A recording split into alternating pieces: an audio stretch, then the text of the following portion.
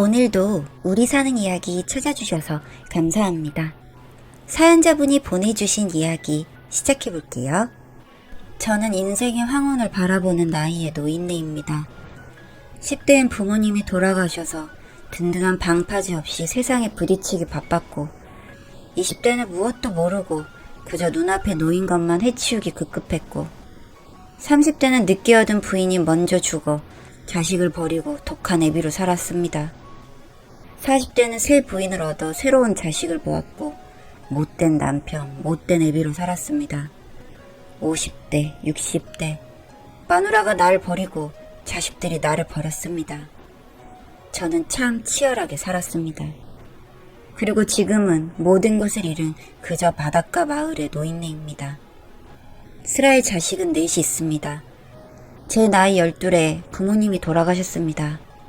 경제 부흥기라 하루하루가 다르게 바뀌는 세상인데 저는 입에 밥숟가락 넣기가 바빠서 배우지도 못하고 그래 살았습니다.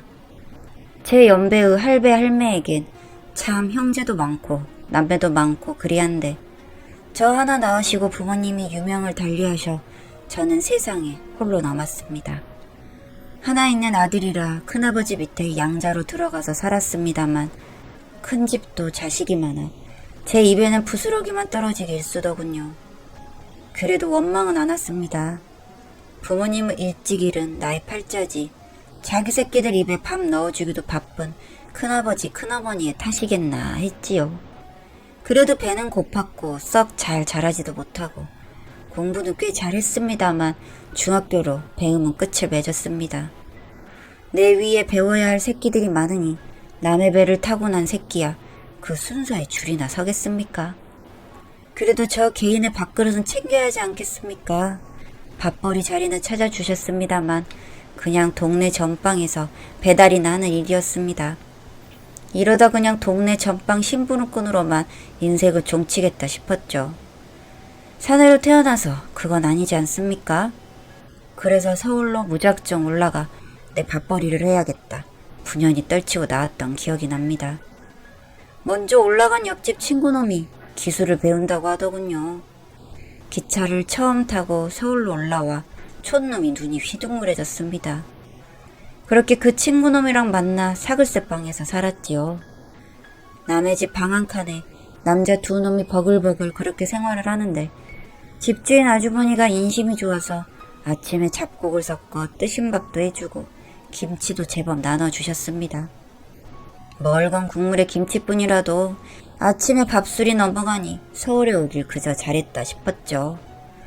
10대에 운은 바닥이었는데 20대는 또 운이 좋았습니다. 같이 살던 친구놈을 일찌감치 두 손 두 발 다 들고 포기를 했는데 저는 악바리처럼 일을 배웠습니다. 이 기술이 공구리치는 일이라 나라 경제가 발전하니 또 쓸모가 있었습니다. 이게 1, 2년 하면 돈이 참 안 되는데 그거 넘어가니 놀랍도록 돈이 벌리더군요. 밥벌이 이상을 하니 모두 하나 차릴만 하다 싶었죠. 그렇게 사업을 벌려놨습니다. 기계도 사고 사무실도 얻었습니다. 그렇게 내 새끼 같은 회사를 차려놨으니 그거에만 집중해서 몇 년을 살았습니다. 그런데 참 남의 돈을 받을 때랑 내 돈을 벌어야 할 때랑은 다르더군요. 그냥 남의 돈을 먹고 살았어야 했나 싶어 슬럼프가 왔습니다. 그때 집주인 아주머니한테 딸이 하나 있어 위안을 많이 받았죠. 참 고운이었습니다. 그 집에서 오래 살았으니 더 어릴 때부터 봤던 아가씨인데 어느새 자라서 여자가 되었더군요. 그렇게 마음이 갔습니다. 그이도 나한테 마음이 있어 그렇게 둘이 연애를 하고 은근 나를 기꺼워하던 집주인 아주머니 허락을 받아 결혼도 하고 애도 가졌습니다. 쌍둥이라더군요. 한 번 애가 둘이라 내 운이 정말 트이는구나 싶어 얼마나 행복했는지 모릅니다. 내 생에 그런 행복이 없었습니다. 다른 자식 같던 회사는 기울어졌어도 내 생에 가족이 생기는구나 싶어 좋았지요. 그런데 운명의 장난인지 옆지기가 애들을 낳다가 명을 달리하고 말았습니다. 여자들이 애를 낳다 그렇게 죽는 줄은 처음 알았습니다. 병원에선 자기들 탓이 아니라고 하고 그렇다면 이게 누구 탓인가 그냥 사나운 내 팔자 탓인가 싶어 사람이 무너졌죠. 내 팔자가 더러워서 옆지기가 이런 꼴을 당하는구나 싶어 세상이 그저 다 지옥이었습니다. 이런 상황에서 아이들은 그냥 짐덩어리였죠. 아니 내가 키울 수가 없었습니다. 애 한 번 못 안아보고 부모 사랑도 기억이 나지 않은 고아가 어찌 애를 키운답니까? 그래서 큰아버지 댁에 아이들을 맡겼습니다. 있는 돈 없는 돈 다 긁어 모아 품에 안기고 그저 애비를 알아볼 때까지만이라도 잘 부탁한다고 그렇게 이야기를 했습니다. 내 입에 밥 부스러기랑 먹을건 숭늉만 넣어주던 큰아버지 큰어머니는 하나씩 내 새끼를 안고 고개만 주걱거리더군요. 잘 키우시십사 그렇게 고개를 몇 번이나 조아리고 도망치듯 그 집을 나와 서울로 떠났습니다. 그리고 다 죽어가는 내 새끼 회사에 집중해서 미친듯이 일을 했죠. 공구리를 치는 일이 회사가 되고 그저 레미콘도 한 대 사고 기계도 더 들여놓고 동네 가게가 사업이 될 때까지 그렇게 일만 하고 살았습니다. 이 일을 해야 쌍둥이 내 새끼들이 하고 싶은 걸 한다. 이거라도 잘 돼야 네 애비가 니들을 버린 게 아니다 면이 설 것 같았습니다. 그렇게 돈이 조금 벌리고 나서 염치도 없어 연락도 못하던 큰아버지 댁에 애들을 찾겠다 기별을 넣었습니다. 그런데 돈을 붙일 때는 연락이 그리 잘 되던 양반들이 제가 애를 찾겠다 찾아가니 빈집으로 나를 맞더라 이 말입니다. 내가 붙인 돈을 껴안고 야반 도주를 했다는데 그 시기에 사람이 작정하고 숨겼다고 생각하며 사람을 못 찾던 시대였습니다. 지금 같지가 않았죠. 처음에야 미친듯이 종적을 찾아 헤맸습니다만 내가 보지 못해도 이리 고아 눈에 밟히는 내 새끼들, 이 양반들이 내 새끼들의 정이 들어 돌려줄 수 없나 보다 생각이 들어 찾길 그만뒀습니다. 그리고 또 일에만 집중을 했던 것 같습니다. 그러다 보니 사업이 기업이 되고 제법 중소기업 소리를 붙일 정도가 되었죠. 허름하게 슬리퍼를 끌고 다닐 땐 관심도 없던 여자들이 그 슬리퍼를 끌고 은행의 VIP실에 들어가 대출이니 예금 상담을 받으니 눈에 불을 켜고 날 보더군요. 돈은 있고 사람이 없어 외로운 차에 먼저 간 아내를 닮은 여자가 있어 연애를 시작했고 어느새 결혼도 했습니다. 애도 둘 낳았습니다. 그리고 이건 내 욕심이었나 봅니다. 애들은 남부럽지 않게 컸고 안사람도 행복해 보였지만 저는 그렇지 않았습니다. 애들이 곱게 자랄수록 마음 한구석에 허무하게 보낸 전 아내와 생사도 모르는 쌍둥이들의 눈에 밟히더라 이 말입니다. 양심의 가책 때문에 마음 놓고 마음을 표현하지도 못한 채 그냥 사업에만 집중했습니다. 한 달에 한 번 생활비를 갖다 줄 때만 아내는 입안에 혀처럼 굴었습니다. 그래도 괜찮았죠. 어차피 내가 더 잘못이 큰 것을요. 그러다 사업에 문제가 생길 때마다 집에서 술을 마셨죠. 밖에서도 마시기 싫었고 집에서 그냥 술을 기울였는데 그러다 보니 술도 늘었고 실수도 늘었습니다. 한심하게도 집에서 술주정을 늘어놓았고 이런 내 옆에서 집안을 잘 돌보던 아내에게도 폭언을 일삼았습니다. 내가 누구의 대신인지 아냐며 울음을 놓는 일도 허다했으니 아이들이랑 옆지기가 내가 식구로 보일 리가 없었지요. 관계는 낭떠러지로 치닫고 머리가 큰 아이들은 애비를 싫어했습니다. 그래도 돈은 벌어다 주니 가장 노릇은 하는구나 자조하고 그저 돈 벌어다 주는 기계로 살았는데 어느 날 아내가 종이장을 들이밀더군요. 이혼 서류였습니다. 사인을 하라고 하는데 나는 이런 세상에 또 혼자 내팽겨질 수 없어 무조건 못한다고 하였습니다. 그랬더니 법원에 고소를 하더군요. 애들은 이미 머리가 큰 성인이고 나는 노인되었습니다. 요새 참 기계들이 좋더이다. 술을 처먹고 집에서 한 추태들이 그대로 녹화되고 녹음되고 도저히 그 꼴을 참을 수가 없어 달라는 대로 다 주었습니다. 그나마 운이 남아있던 사업도 점점 내리막이라 그냥 더 이상은 아니다 싶어 전부 접었습니다. 애들은 다 키웠고 사는 의미가 없으니 그냥 남은 건 껍데기구나. 이대로 살다 가면 되겠다 싶어 바닷가 마을에 주택이나 하나 사서 있는 걸 까먹으며 살았지요. 그나마 낡은 동네 술집에서 술이나 한잔하는 거였습니다. 연배가 죽은 전 사람이랑 비슷해 보이는 여자가 술도 팔고 전도 팔고 허옇고 마른 다리를 내놓고 다른 것도 팔더군요. 그저 그런 데인가 싶었는데 그냥 그렇게 생각하기엔 밥이 맛이 있어서 그 집에 단골이 되었습니다. 그러다 보니 친구처럼 손님처럼 그렇게 이야기를 하게 되었죠.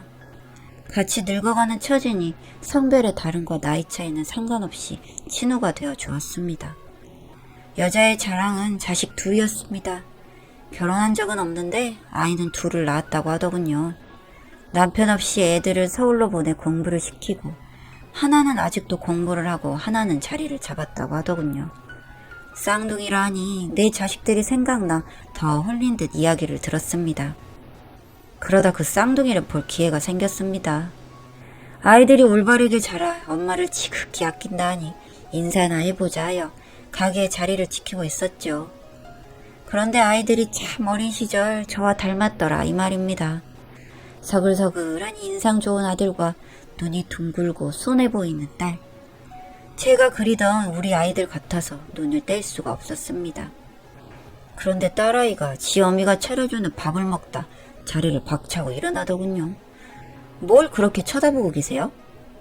좀 오래 쳐다본 게 있고 요새 젊은 사람들한테는 눈길도 위협이라 늙은이가 잘못했구나 싶어 심히 민망하더군요. 내가 노망이 났나 싶었습니다. 젊은 여자가 늙은이가 뚫어져라 눈길을 주니 얼마나 불쾌했을까요? 그런데 그 뒤를 아들이 따라 나가더니 한참을 안 들어오더라 이 말입니다. 그렇게 어영부영 자리를 파했고 후에 술 한잔 하면서 술집 여자가 말을 꺼내놓더군요. 내가 젊은 시절에 서울에서 술집 마담으로 꽤나 이름을 날렸어요. 자네 얼굴을 보아하니 젊을 때 꽤나 고왔겠어. 그런데 서울 생활에 염증이 나더라 이 말이에요.